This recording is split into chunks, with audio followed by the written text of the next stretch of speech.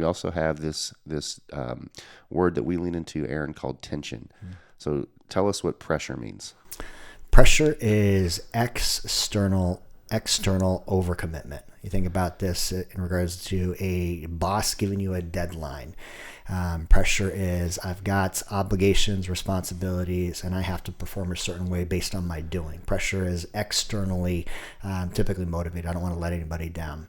I think about pressure is a feeling of like not being able to meet the expectation. It just is like undefined pressure that is just looming when you have too much on your plate. Yeah. And for any of us with a driver's license knows that our tires hold a specific pressure. Right? If you want to get down the road and have the full life of your tires, it needs to be a specific pressure. If there's too much pressure in those tires, they explode.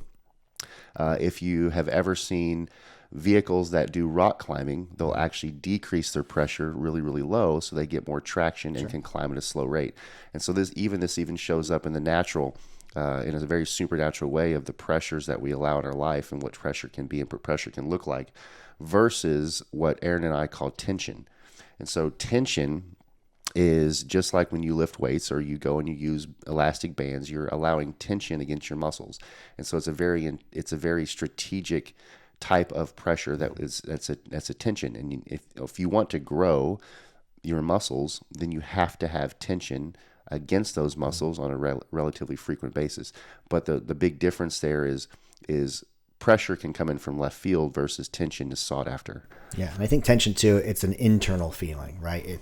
Tension is an internal feeling where it's a you versus you. You know what you're capable of, you know what's important, you know what's purposeful, and you're feeling an internal drive to want to achieve and be your best. I think it's very much an internal feeling versus an external feeling. The external happens when we overcommit because we've said yes to things that we know that we can't really fully execute on, and or we say yes to things because of a vice of just wanting to say yes, significance, where we say yes because we just don't know how to say no. Yeah, this is not a Webster definition. This is a Lashua definition, but I wrote next to tension, purpose-aligned resistance. Again, next to tension, I wrote purpose-aligned resistance. So purpose is something that I can understand if I have values, if I have vision. Yeah. And so it either aligns with my purpose or not. So purpose-aligned resistance is I have this ideal for my life that I have chosen to lean into. So that's the alignment portion. That creates a resistance. If I want to go up a hill, if I want to grow a muscle, if I want to get better in an area, if I want to learn, if I want to seek excellence in my life, there has to be a resistance. Otherwise, you'll either stay static, you'll stay where you are, or potentially go backwards.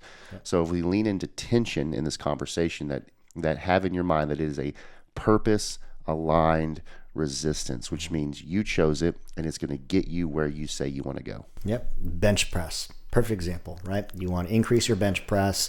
That is your vision. You want to increase it by 25 pounds by the end of the year. So you have a timeline for it. You have purposeful, aligned intention, resistance, right? And so you put on more weight every single week. You have a progressive load. You increase it because you're moving towards that purpose. That is like tension, in a nutshell. Pressure would be someone else sets the goals for you, right? Someone else just starts throwing weight on the bar, and you don't really want this, and you're just doing it because you're trying to fit in.